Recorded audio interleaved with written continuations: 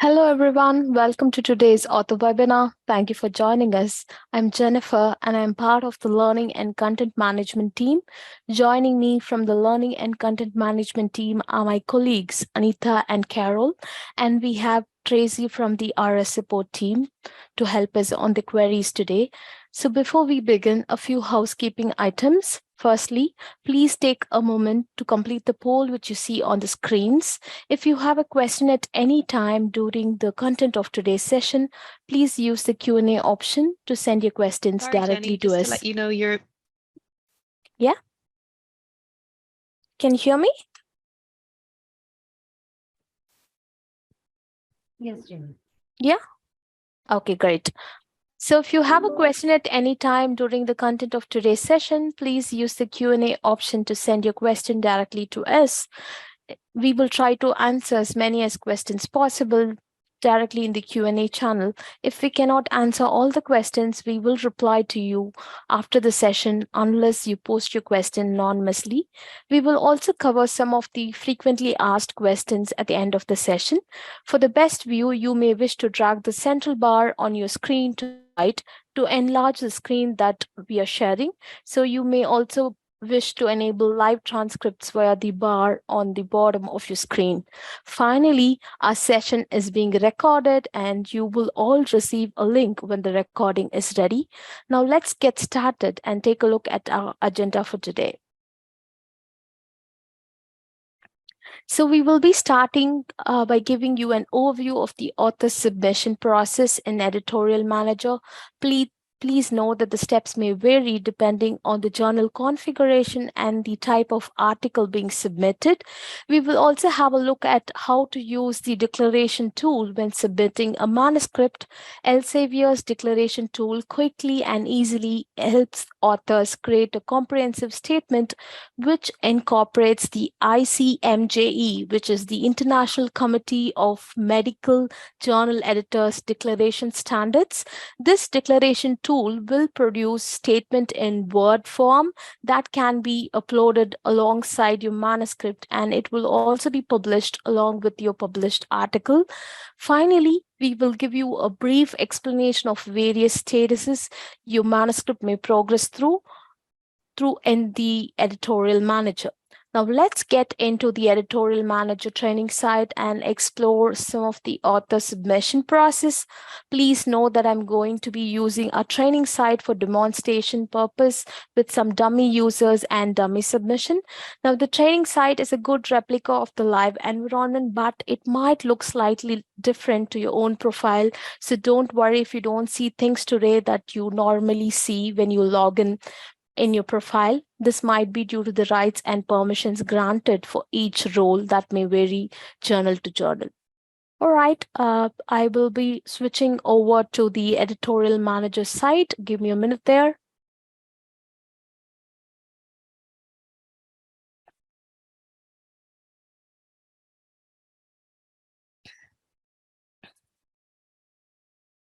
All right, Carol, can you confirm, are you able to see my EM screen?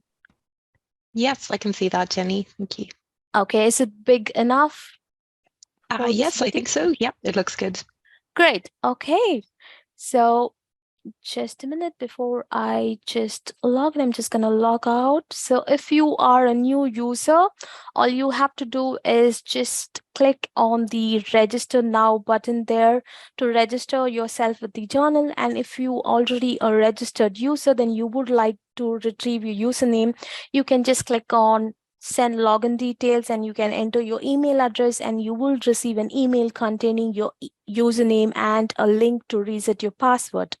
So that's something which you will have to do on before logging in. So once you're on the main menu, please make sure to update your profile details up there. So let me just click there. So you'll have to just make sure to update your information on your profile.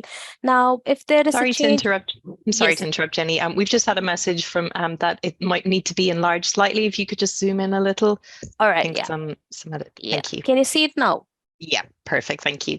Great. So please make sure to update your information in the profile given right there. So it is necessary for you as an author to keep your profile updated. Now, if there is a change in institution, it is not required to create a new editorial manager account. Rather, make sure to update your institution details right here in your profile, so that it will avoid having duplicate accounts for a single journal. So that's something which you will have to aware of. So the next one which we are going to look into is, before submitting a manuscript, there are certain journal requirements which you as an author need to know. So that is where you can look about, but you will have to check for instructions for authors. Link there, instructions. So these instructions will contain guidelines on manuscript word counts, file requirements, and other important information for your submission. And so it is important to familiarize yourself with the journal. So the first thing which you will have to do as an author is go into the instruction for authors for your particular journal and make sure you read everything out of it, understand how the submission has to go through and things, and the journal requirements. So once you are done, all you have to do is just click on submit new manuscript. Now, for the training purpose today, I have already put in a manuscript out there to show you. So I'm just going to go ahead and click on that particular manuscript. If not, you will have to just click on submit new manuscript there. So once ready to begin the submission process for your paper, click on submit new manuscript button. And the next option would be is to select the relevant article type. So from the drop down, I have selected full length article. So if you're submitting to a special issue, please ensure you select the appropriate special issue article type there. So if in case it's a special issue, you will have be given a proper article type name. So you will have to make sure to select the special issue pertaining to whatever it pertains to. So that's something which you will have to be aware of when you are submitting the paper either to a regular issue or to a special issue. So the next one would be is clicking on proceed, and the journal might request you to link yourself with the ORCID record. So that's something which you will be doing in between of this for some of the journals, and it's not a mandatory one. You can just go ahead and skip it and go ahead with the next step. So the next step would be is the attach file step. The first one is, first please upload your primary manuscript. So and then if you see in the drop down, we will also have some of the mandatory file types which are indicated with asterisk. So the ones which are indicated with the asterisk are the mandatory file types. Now these file types differ from journal to journal. So that's something which you will have to make a note of and submit the paper accordingly. And if it is something to do with research data, so that's something which you will have to work on. Yeah, so if you select research data when available, you will be asked to enter the particular, depository name and the title of the data set. So in the future, it will also become possible for you to upload the data directly into the Mendeley data. But for now, if there is an option here to upload for research data, you can just select that and give your depository name and title of the data set. That would go. And then for some of the journals, the cover letter would be given as mandatory, while for the other, it might not be mandatory, it might be an optional. So if it is a mandatory one, make sure to have the cover letter there. So a cover letter is a simple, brief business letter designed to introduce your manuscript to a prospective editor. So if the guide for authors does not specify what to include in your cover letter, then you may wish to include some of the following items. So, it should be a brief business letter introducing your manuscript to the editor. So it should have a brief background regarding the research involved on how the data was collected and the details of any previous or concurrent submissions. So it's also useful to provide the main editor-in-chief with any information that will support your submission. Example, any original or confirmatory data, relevance, topicality, etc. So that's something which you can add in the cover letter as an author while writing to the respective editor. So please ensure the appropriate file type is selected for each and every item type there. So if it is something to do with cover letter, please make sure to select cover letter. If it is with declaration or conflict of interest, make sure to select those respective ones there. And the system will automatically order on basis of how it needs to be ordered for the particular journal. So for some journals, the declaration of interest is mandatory.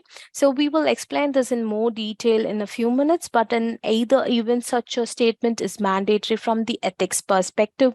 So we also have a short video on using the declaration tool in Editorial Manager. So that's something which you will find now in the chat, which you can take a look at it when you have some free time. So after you have uploaded all the mandatory files and you are good to go, just go ahead and click on proceed, which will take you to the next step.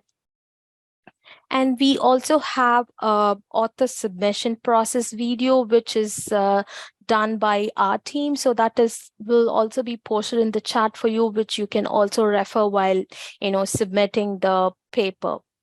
So the next one would be is the general information, which will have different requirements based on the journal. So here you have the classifications which you will have to enter. So I have selected the classifications which is required for this particular journal.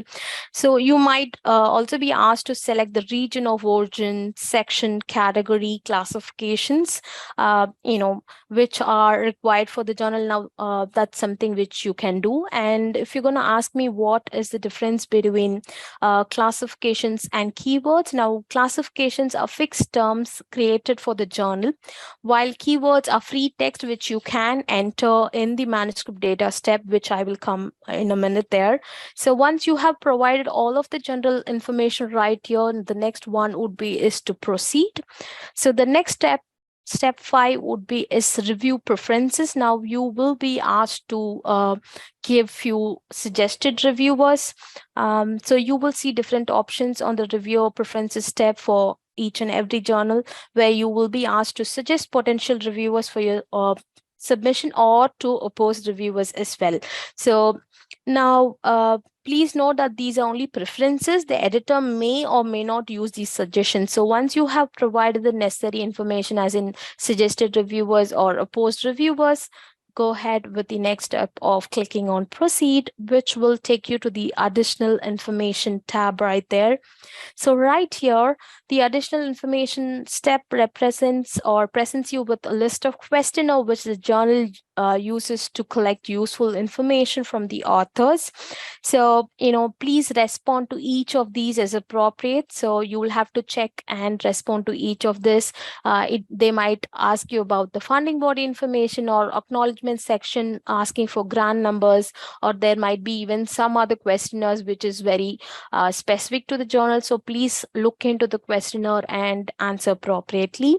So that's something there. After you finish with the additional information, just click on proceed. The next one would be is the comment box. So here it gives you an opportunity to enter any additional comments for the journal office. So these comments will not appear directly in your submission, but if you would like to mention any, you can just put across there. So that's a free text for you. So you can just write in anything which you would really like to put across to the journal office there. So the next one would be is clicking on proceed and moving to the manuscript data step. So right here, the system will automatically pull all the data file, and it will pre-populate fields on this particular step. So if you could see on the screen, all of the data would be pre-populated from what we have submitted before. So right from abstract, keywords, authors, and funding body, all of it right here. So please make sure to enter all the authors of the submission right here. So, be it a corresponding author or first author or co-author, please make sure to put up all the authors of the submission, including the name, current email address, and institution. Now, the reason why I say you will have to put across all of the authors right here is this is exactly where the whole PDF gets built and all of the details will be here. And after the submission process, the co-authors will also receive a co-author a verification email which they'll have to confirm, and that's why it's very important that you as a corresponding author make sure to put in all the details there. Now there is another thing which I wanted to put across here is on the edit author details. While entering the author details and when you come up to institution, please make sure that you choose your institution from the drop down, as you might be eligible for some institutional or society discounts that can possibly reduce your article publishing charges for gold access, for gold open access. So if in case the institution is something to do with SRM, so it will appear in the drop down. So make sure to check that in the list and then select it. So this will allow you to give, you might be eligible for some institutional or society discounts, which will reduce your gold open access charges. So that's something which you will have to be aware of in doing this. And also make sure to select the contributor roles while asked for. So that's something which you will also have to do. All right. And then moving on to the funding body. If there is a funding body, then please make sure to add a funding source. If not, you can just say funding information is not available. Yeah, and then before we move on to the next step, some journals encourage authors to view and select the appropriate open access. So the next step would be a open access publishing option, which would be given up for the authors. Now, we don't have this right here in this side because it's a training site, but then the next would be is you will have the option to select the appropriate open access publishing options at submission. So you can just click on the publishing options to see what are the options available for you, and then see whichever is appropriate, and then select one pertaining on whichever is comfortable with you. And once you do all of it, the next step would just be is to click on proceed. So here it is build PDF for approval. Now the PDF of your submission is getting built. So the next step would be is to view the submission first and then go ahead and approve it. So I'm just going to click on view submission, look into all of the data right there, see if everything is as per what you have submitted, check each of it, and then go ahead and, say okay as the final call. So I'm just refreshing the page just to make sure that comes up there. So once you have worked on your paper, the next step would be is to just click on approve submission after you accept the ethics in publishing and Elsevier's terms and conditions. So that's something which you can read and then view the submission and then click on approve submission. So when you approve submission, it of course, it asks you for, did you view your submission? If not, please do it. So I'm just clicking on that so that it gets downloaded right here. And then I look into it and it's all okay. So finally click approve submission, and your submission is now submitted to the journal for consideration.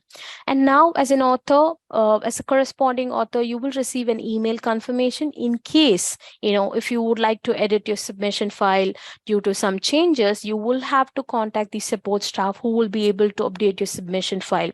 So if you want to know more on the submission process, as I said before, please make sure to watch our author submission process overview video, which should already be on the chat for you. So please check that out and bookmark on that particular video.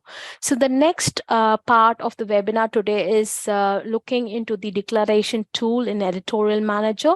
So for that, let me just go back to the main menu and look at the declaration tool in more detail. So as we have mentioned before, for some journals, this is a mandatory file type. Transparent disclosure of potential competing interest is essential to meeting your ethical obligations and nurturing trust in science. Elsevier now offers a declaration tool in Editorial Manager that quickly and easily helps authors create a comprehensive statement which incorporates the International Committee of Medical Journal Editors, or ICMJE declaration standards. Now, this statement will get uploaded as a Word doc alongside your manuscript, and it will also be published in along with your article. So for which you can either go back to the attach file step in a paper. So let me just go to a particular, just click on edit submission right there and show you how you can do it. So I just click on the attach file step, and there you will have the link to the declaration. You will have a declaration link right here, which will take you to this particular page, declaration of interest homepage.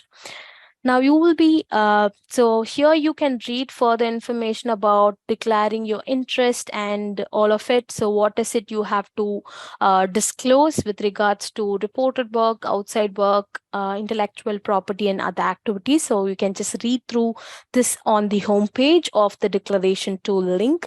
And once you are ready to begin, you can just scroll down and then say start my declaration right there. So the first part of it is I have, there might be some questions on what if I don't have anything to declare. Now, yeah, if in case you don't have anything to declare, all you have to do is just toggle off the button right here, just off it, so that it makes sure that you say that you don't have anything to declare. Or if you have anything, just make sure to on it right there and give your organization name and put in what type of support did you receive, be it a financial support or a non-financial support, and make sure to put in who has received the support right here. Is it the corresponding author or the co-author? If you also have another funding source, please also make sure to put those details there by just clicking on add another funding resource and fill it up. If you are done for it, either you can just proceed on to the next one, or you can save your declaration for later, which you can come back in the next 30 days anytime and continue with the process. So that's something on there. So after you finish with the reported work on declaring the financial support and non-financial support, so I'm just gonna toggle off because I as an author don't have anything to declare right here. So moving on to the next support. So the next support here is under this, you should disclose if you or any of your co-authors have any financial interest or personal relationships related to the subject matter, but not directly to the manuscript. So that's something which you will have to reveal right here. So the time frame for this support is within the last 3 years. If you have any financial interest or personal relationship related to the subject matter, please make sure you or your co-authors declare it right here. So you can just fill in the relevant details, or if you don't have anything there to fill in, then just say to toggle off and you just say I don't have anything right there. It's understood, and then you can move on to the next one. So again, here you can just click on save declaration for later if you would like to come back within the next 30 days to continue later in the same process. So the next one would be is the intellectual property. So the patents and the intellectual property page allows you to disclose any relevant patents or copyrights licensed to you or to any of your co-authors. So once you have either filled this or just press the toggle off button to indicate that you have nothing to declare, you can just move on to the next page, which will take you to the other activities.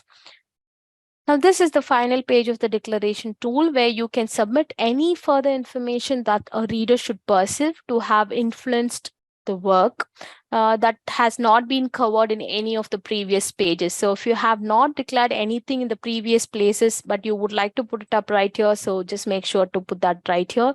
And once you are done, you can just move away to the next process of review declaration. Or if you have nothing, just say no and then proceed to click on review declaration. So right here, you will have the final summary on what are the things which you have declared and what you have not. After you have done on all of it, you can just click on submit and download. Now, to do this, you will be offered the option to enter your email address to save your declaration statement. So you will receive the same prompt if you wish to save your progress at any time while using the tool. So either you can just enter your email address right here, like say for example. So I give my email address and then, I can get the passcode, or I can just say no thanks and I would like to download a declaration without saving it. I will just click on saying, let me just take a copy of it, and I don't need to keep it there. So if you could see on my screen, the declaration statement has been downloaded onto my folders there on the system. So that's something which I can keep it.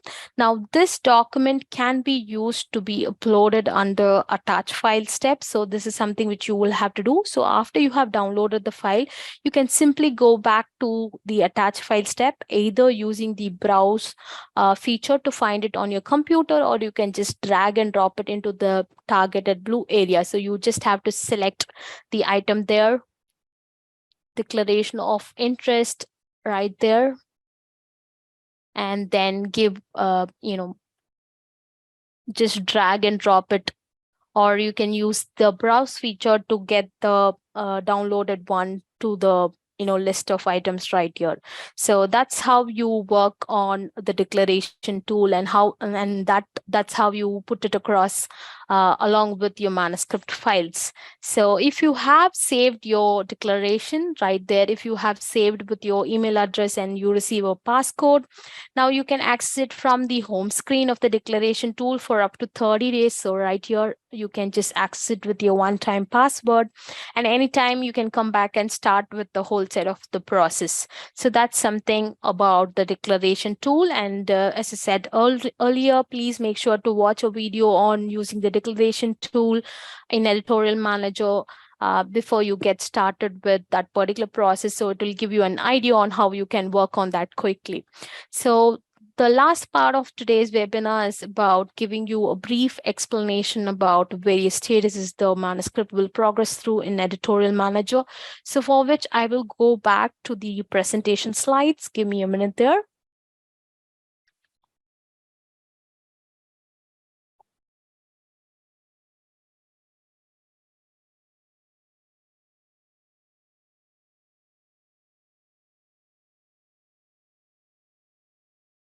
All right, Carol, can you see my screen there? Yes, I can see the slides, Jenny. Great. All right, so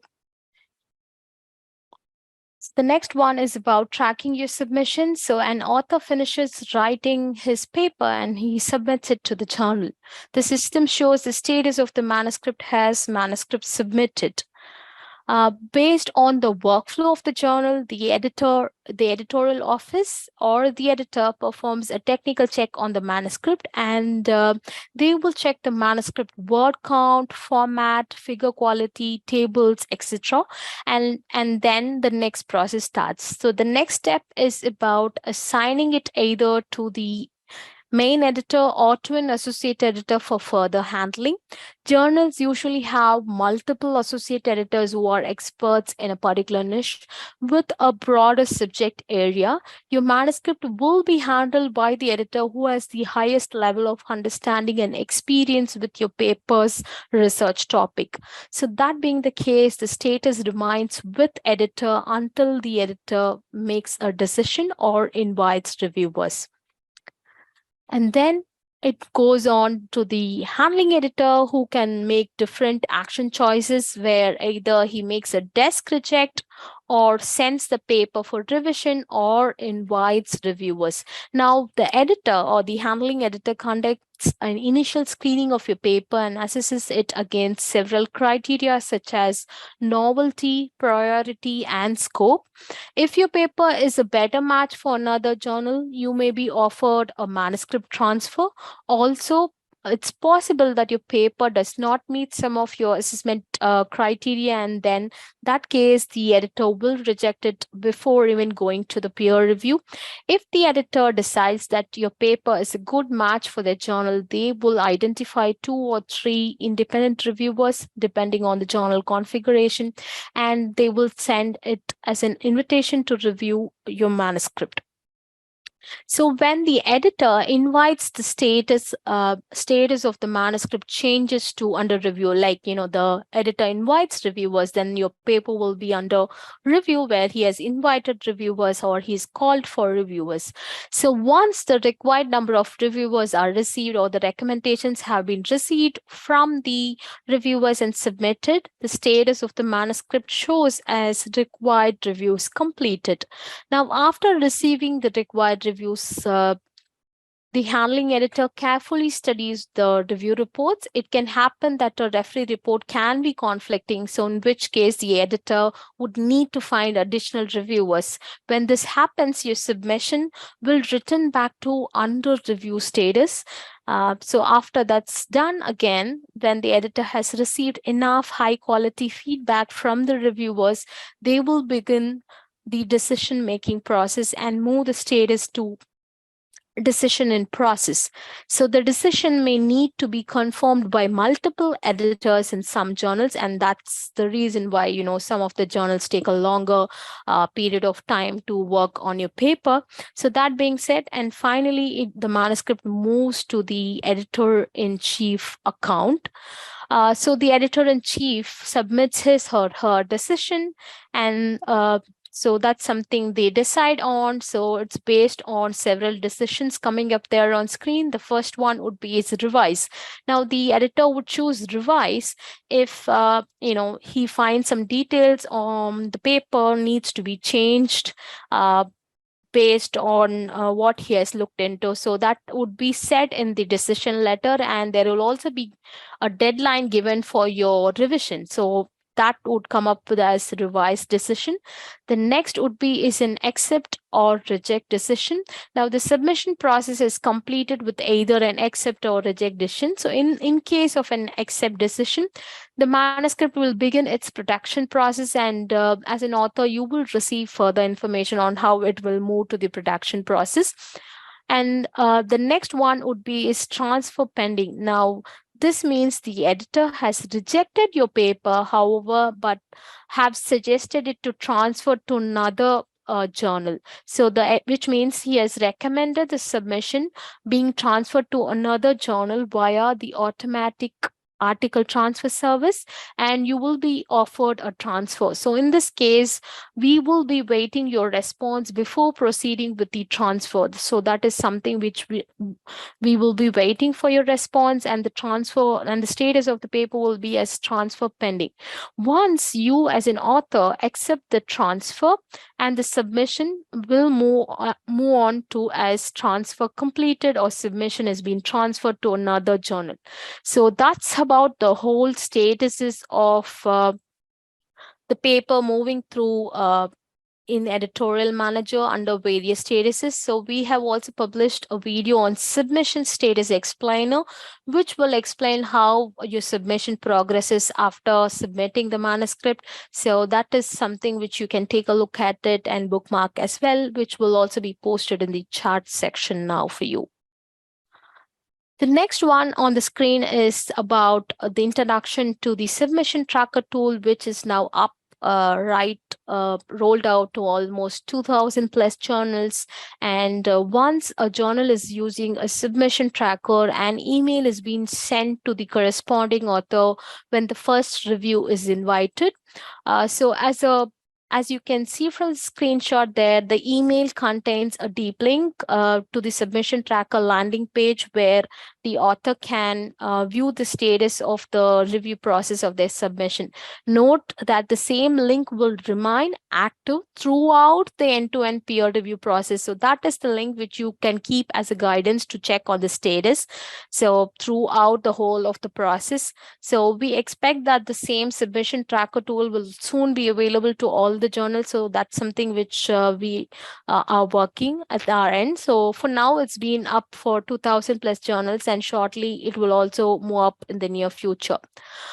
So that's the screenshot on how it will look like and how you can just view on the status from the author's perspective. Like you can see on the screen that it shows as under review and last review activity and all of those details. So the next one would be is the good to know corner. So this is about our author guide to editorial manager. So before showing up this on the screenshot, I would like to show this on the live side.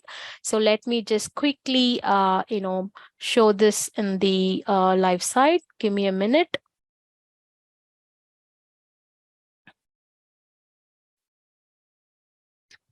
All right. Yeah. So if you could see, this is the author guide to editorial manager. Can you see the live site up there, Carol? Yes, I can see that, Jenny. Thanks. Great. So this is the author guide to editorial manager. So in this guide, you will see all the learning pathways, which will have links to the instructional videos and articles.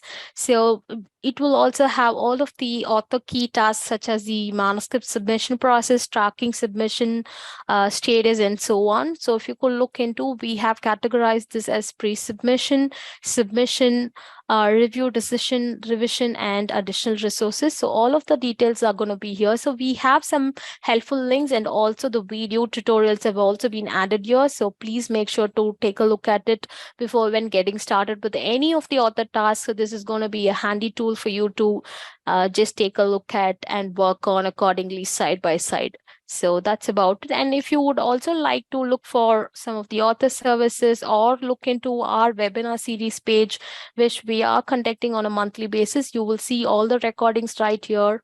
And we will also be posting on the upcoming webinar status or as well, which you can go ahead and register. So that's about the additional resources as well. So yeah, moving on to the